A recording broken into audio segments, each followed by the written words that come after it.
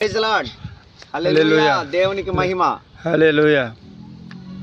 బైబిల్లో ఒక మంచి మాట, నాకు చాలా ఇష్టమైన మాట ఏంటి అంటే, ఒక సంఘటన, అది ఇష్టమైన సంఘటన. అది రాత్రి అంతా ప్రయాసపడ్డారంట, చేపలు దొరకలేదు. ఆ దోణులు వేసుకొని వెళ్ళారు. ఆ వలలన్నీ ఎంత బాగా బాధపడి, వలల పాపం ఎంత డబ్బు పెట్టుకున్నారో, ఏం చేశారో కానీ అవన్నీ సర్దుకొని ఆ ధరిని కూర్చొని అలా బాధపడతా ఉన్నారు వాళ్ళు. అప్పుడు యేసయ్య ఎంట్రీ ఇచ్చారు. ఎంట్రీ ఇచ్చి, కొంచెం దూరం తీసుకెళ్ళండి, మీ ధోనిలను తిప్పితే తీసుకెళ్లారు. తీసుకెళ్ళి ఇప్పుడు వేయండి అన్నారట వలలో. వెంటనే సీమోను పేతురు మాటకి లోబడ్డాడు. వలలు వేసాడు. విస్తారమైన చేపలు పడ్డాయి. దానికట విస్మయం పొందేశారంట, షాక్ అయిపోయారంట. ఆ పక్క వాళ్ళు కూడా పిలిచారు, వారు రండిరా, సాయం చేయండి అని. ఆ ధోనిలు నిండిపోయింది అనమాట చేపలతో. విస్తారమైన పంట చూసేశారు. ఒక అద్భుతం అనమాట అది. దెబ్బక వలలు సిరిగిపోయి అట్లా జీవితంలో అంత బరువు మోసం ఉండడం ఏమో ఎప్పుడు కూడా. అయితే ఇదంతా అద్భుతం ఎప్పుడు జరిగింది అంటే, యేసయ్య మాటకి వాళ్ళు లోబడ్డారు. ఆ మాట చొప్పున చేశారు. అద్భుతం వాళ్ళ జీవితంలో చూశారు.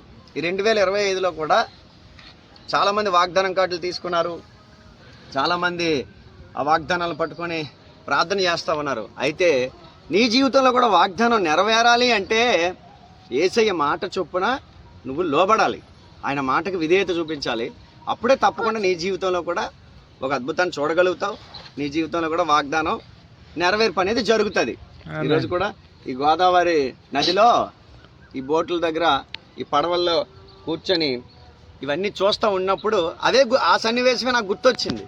ఒకళ్ళు వీళ్ళ జీవితంలో కూడా అలాంటి పరిస్థితులు కొన్ని ఎదురై ఉంటాయేమో. ఏదో రోజు నిజంగా యేసయ్య మాట కనుక లోబడి ఉంటే వీళ్ళ జీవితాల్లో కూడా అద్భుతం చూస్తూ ఉండొచ్చు కదా అని ఆశ కలిగింది. అయితే ఈ అమలాపురం ప్రాంతంలో దేవుని మాటలు తెలియజేయడానికి గత 31st న్యూ ఇయర్ 2 రోజులు కూడా ఈ ప్రాంతాల్లో సువార్త, దేవుని కార్యాలు, దేవుని ప్రేమ, మా పట్ల యేసయ్య చూపించిన కనికరము, తుడిచిన కన్నీటి విధానం, ఇవన్నీ చెప్పడానికి మా జీవితాలను దేవుడు వాడుకున్నారు. మా జీవితంలో చేసిన మేలు అనేక మందికి చెప్పి, వారి జీవితాల్లో కూడా మేము పొందుకున్న సంతోషమే అనేక మందికి తెలియజేయడానికి కూడా దేవుడు సహాయం చేశారు.